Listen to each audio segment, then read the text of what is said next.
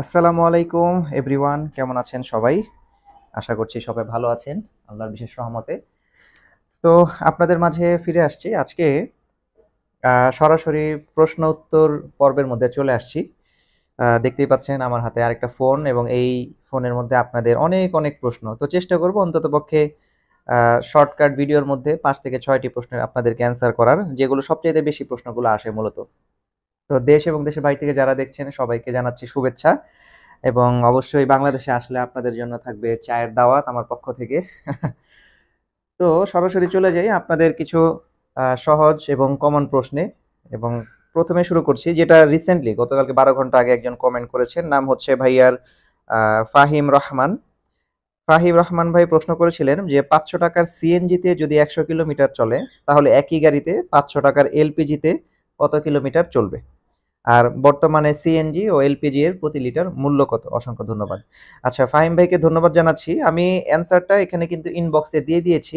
কিন্তু তারপরেও হয়তো অনেকে জানতে চান যে এলপিজিতে মাইলেজটা কেমন পাওয়া যায় বা এলপিজিতে খরচটা কেমন? তো আমি আপনাদেরকে একটু জানাই এ সম্পর্কে যে আমি আসলে ওনাকে কি জানিয়েছি, আপনারা কমেন্টসের মধ্যেও পেয়ে যাবেন। যেমন আমি একটা আনুমানিক ধারণা দিচ্ছি যে আসলে এলপিজির দাম কিন্তু প্রায় সময় আপ ডাউন করতে থাকে, হ্যাঁ? এবং এলপিজিতে আপনার অকটেন এবং এলপিজির মাইলেজ কিন্তু প্রায় সেম। যেমন ধরুন আপনার এলপিজিতে বা অকটেনে যদি প্রতি লিটারে ৮ কিলোমিটার যায়, তাহলে এলপিজিতেও কিন্তু আপনার দেখা যাবে সেই ৮ কিলোমিটারের মতোই যাবে। কম বা কিছু বেশি, প্রায় সেমই যায়। তো এখন উনার প্রশ্ন অনুপাতে আমি অ্যান্সারটা যেটা দিয়েছি বা আমি যেটা একটু স্টাডি করে দেখেছি সেটা হচ্ছে এলপিজির বর্তমান দাম আনুমানিক ৬৩ টাকা প্রতি লিটার। ৬৩ বা ৬২ হবে, যেহেতু আমি এলপিজি ইউজার না, তবে এরকম প্রাইসই দেখেছি আরকি।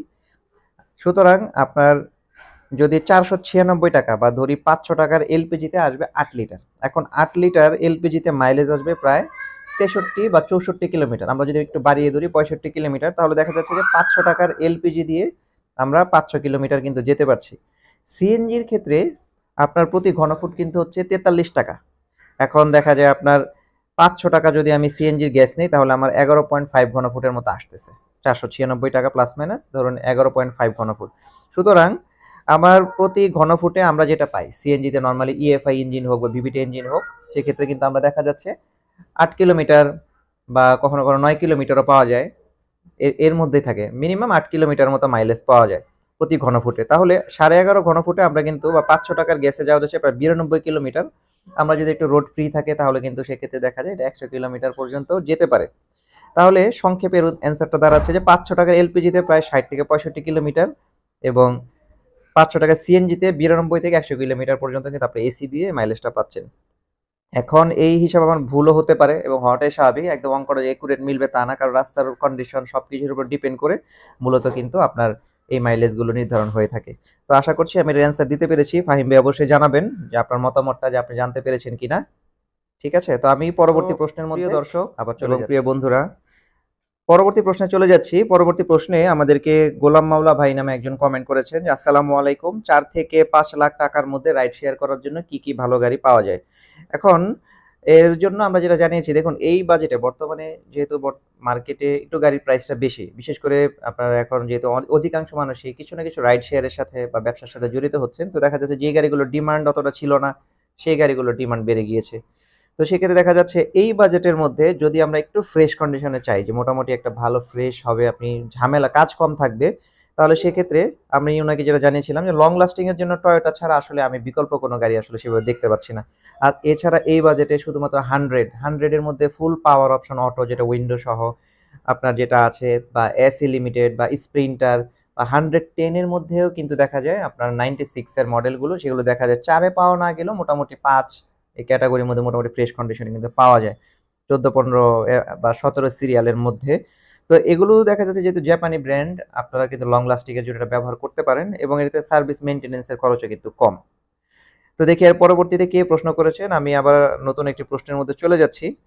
যেমন অনেকেই আসলে অনেক প্রশ্ন করেন, এগুলো সব অ্যান্সার করতে গেলে আমাদের ভিডিওগুলো আসলে অনেক দীর্ঘ হয়ে যাবে। যেমন অনেকেই কমেন্ট করে থাকেন, ভাই ভাই কম দামের ভেতরে কোনটা ভালো, এগুলো করে থাকতেছেন অনেকে। আবার অনেকে বলতেছেন যে গিয়ার অয়েল কোনটা নিবেন, গিয়ার অয়েল সংক্রান্ত একটা প্রশ্ন আসছে। আচ্ছা, আরেকটি বিষয় সেটা হচ্ছে অনেকে জিজ্ঞেস করেন যে আমি কি মডেলের গাড়ি ব্যবহার করি। অনেকে এই অ্যান্সারটা হচ্ছে আমার গাড়ির মডেল হচ্ছে টয়োটা AE110 এক্সি সেলুন এবং এটা ফুল অপশন অটো 1500 সিসির এবং আলহামদুলিল্লাহ বেশ ভালোই চলছে। 110 এর মধ্যে এই গাড়িটা কিন্তু বেশ চমৎকার সার্ভিস দিচ্ছে। এছাড়া আরো কিছু কমন প্রশ্ন আছে, যেমন ধরেন একজন জিজ্ঞেস করছেন যে মামুন ভাই, মামনুন মামনুন ভাই নামে একজন কমেন্ট করেছেন যে আসসালামু আলাইকুম ভাই, প্রিমিও 2012 মডেল 17 রেজিস্ট্রেশন, এটা যদি ওভার চালাই তাহলে কত টাকা ইনকাম করা সম্ভব মাসে? প্রতিদিন 12 থেকে 15 ঘন্টা কাজ করি। আচ্ছা, ওনার প্রশ্নটা আমি সেভাবে ক্লিয়ার না, তারপরেও আমি যেটা বুঝতে পেরেছি উনি ইনকাম সম্পর্কে আসলে জানতে চাচ্ছেন। আমি ওনাকে একটা ভিডিও রেফার করেছি। তো যেটা বলতে চাচ্ছি ওনাকে, যে মূলত দেখুন, আপনার হাফ বেলা আসলে 12 ঘন্টা 13 ঘন্টা যদি রাস্তায় আপনি বের হন, পুরো টাইমটাই কিন্তু আপনার পিক টাইম থাকে না, এবং আপনার যে সবসময় যে কল প্রেশার থাকবে বিষয়টা তা না। আপনাকে নির্ধারিত কিছু সময় বের করতে হবে। সকালে ধরুন আপনি যদি 4 ঘন্টা বের করেন, বিকেলে 4 ঘন্টা 5 ঘন্টা বের করেন, পিক টাইম গুলো সকাল 7টা থেকে গাড়ি নিয়ে বের হয়ে গেলেন, আপনি 10টা পর্যন্ত রাইড করলেন। আবার দেখা গেল আপনি বাসায় ব্যাক করে রেস্ট নিলেন, আবার বিকেল 5টা দিকে বের হয়ে গেলেন, রাতে 9টা 10টা পর্যন্ত রাইড করলেন। এই সময়গুলো কিন্তু মোটামুটি একটা পিক টাইম। সুতরাং এই সময়গুলোতে কিন্তু আপনার কলটাও থাকে বেশি, এবং আপনার ভাড়ার রেটটাও থাকে মোটামুটি বেশি। তো দেখা যায় সকালে যদি আপনি মোটামুটি 5টা রাইড দেন, তো সেক্ষেত্রে খরচ বাদ দিয়ে দেখা যেতে পারে আপনার 1000-1500 টাকা মিনিমাম আর কি, 1000-1500 টাকা ধরা যায় সকালের টাইমটাতে ধরলে। আবার বিকেলে যদি ধরি আপনার 5টা রাইড দেন বা 6টা রাইড দেন, সেক্ষেত্রেও কিন্তু দেখা যায় 1000-1500 টাকা আমরা ধরি, মিনিমাম করে ধরছি সব খরচ বাদ দিয়ে, তাহলে দেখা যাচ্ছে 3000 টাকা পার ডে কিন্তু ইনকাম করাও পসিবল। তো সেই ক্ষেত্রে দেখা যাচ্ছে আপনার মান্থলি ইনকামটা কিন্তু এসে যাচ্ছে। এখানে আরেকটা বিষয় আপনাদেরকে মনে রাখতে হবে যে আপনার কিন্তু গাড়ি 30 দিনে কিন্তু আপনার গাড়িটা চলবে না। আপনার গাড়িটা দেখা যাবে 5 দিন বা 6 দিন আপনি রেস্ট নিতেই পারেন, বা রেস্ট নিতে হবেই। নয়তো শরীরের উপর দিয়ে পুরো প্রেশার যাবে, অসুস্থ হয়ে যাবেন।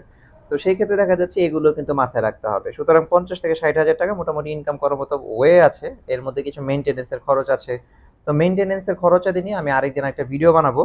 তবে আজকে যেহেতু কমেন্টস এর অ্যান্সার করছি, আমি কমেন্টস গুলো নিয়ে আপনাদের সাথে ভিডিও করছি বা আপনাদেরকে জানানোর চেষ্টা করছি। স্টপ।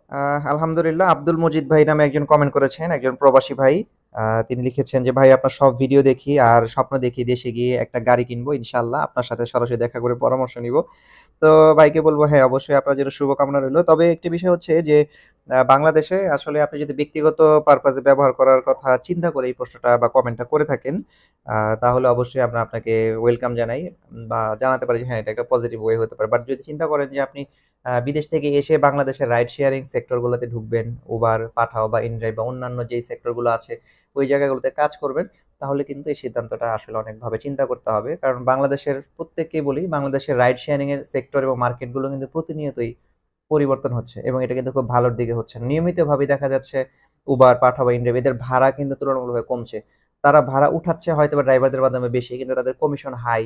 যেমন উবারের কমিশন হচ্ছে 22%, সাথে কিন্তু সার্ভিস চার্জ, ভ্যাট ইত্যাদি যোগ হয়ে কিন্তু অনেক টাকা চলে যায়। অ্যাজ এক্সাম্পল, 1000 টাকা যদি উবারের কাছ থেকে আপনি ক্যাশ কালেক্ট করেন, সেখান থেকে কিন্তু তাদের কাছে চলে যেতে হচ্ছে প্রায় 280 থেকে 290 টাকা।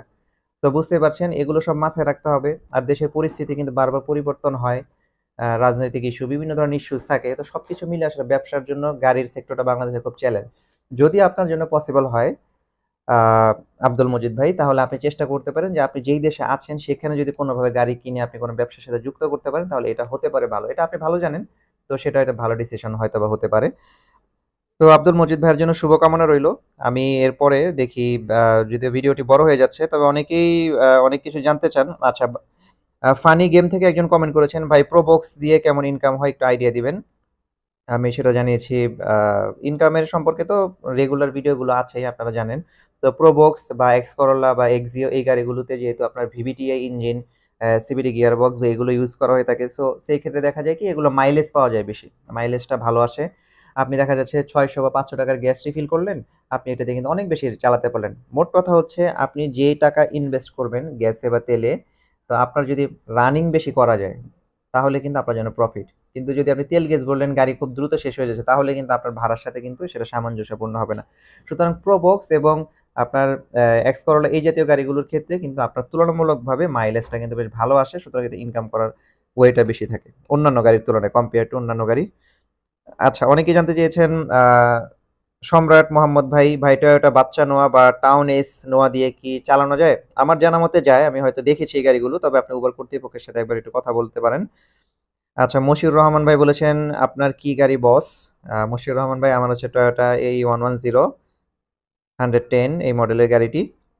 তো মূলত এইভাবে অনেকেই অনেক প্রশ্ন করছেন, তারপরেও আমি চেষ্টা করব আপনাদের প্রশ্নগুলো যথাসম্ভব আরো আইডেন্টিফাই করে সেগুলো নিয়ে আপনাদের কাছে আসার।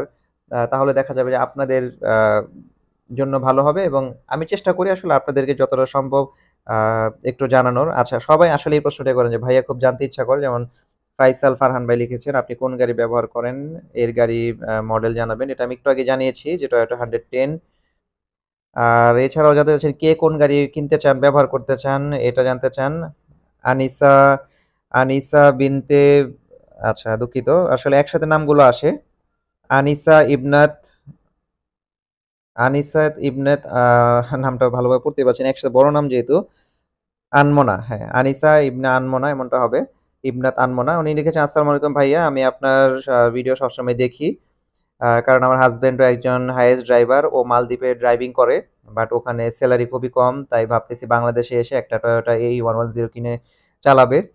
তো গ্রামে জামালপুর, তিনি গ্রামে এটা চাললে কি ধরনের ইনকাম করতে পারেন আসলে ওনার ক্ষেত্রে যেটা জানিয়েছিলাম মূলত যে ওয়ালাইকুম আসসালাম বিষয়টার জন্য আসলে রাইড শেয়ারিং এর বিজনেস যেহেতু একটু আগে যেটা জানিয়েছি মূলত শহর কেন্দ্রিক রাইড শেয়ারিং এর বিজনেস গুলো মূলত শহর কেন্দ্রিক জামালপুর থাকেন সেহেতু লং ডিস্টেন্সের ট্রিপ ছাড়া আপনার কিন্তু আর্নিং এর আদার্স তেমন কোনো ওয়ে নেই আপনার জীবনে রাইড শেয়ারিং কোম্পানির সাথে আপনাকে যুক্ত হতে হবে তবে তার আগে আপনাকে জানতে হবে এই ডিসিশন নেওয়ার আগে আপনাকে জানতে হবে যে আপনার এরিয়াতে আসলে কেমন পরিমাণে এটা ডিমান্ড বা চাহিদা তাহলে কিন্তু আপনি ডিসিশন নিতে পারেন। তবে যেহেতু মালদ্বীপে আছেন চাইলে ইউরোপের অন্য কোনো সেনজেন কান্ট্রি যেখানে যাওয়া যদি পসিবল হয় সেখানে ইনভেস্ট করে আপনারা কিন্তু এই ডিসিশনটা নিতে পারেন। সেটা হয়তোবা আপনাদের জন্য কিন্তু একটা ভালো ডিসিশন হতে পারে। আনমনা আপু, আর আপনার কমেন্টস এ রিপ্লাই আমি দিয়েছি। আপনার ওই নোটিফিকেশন বারটা চেক করে দেখবেন সেখানে আরো একটু বিস্তারিত আকারে লিখেছি। তো ভিডিও আসলে অনেক বড় হয়ে যাচ্ছে। আমি পর্যায়ক্রমে এভাবে ধীরে, ধীরে সময় করে ২-৩ দিন পর, পর চেষ্টা করব আপনাদের প্রশ্নগুলোর অ্যান্সার করা। তো এখানেই আজকের মতো শেষ করছি। তো সবাই ভালো থাকবেন। আসসালামু আলাইকুম।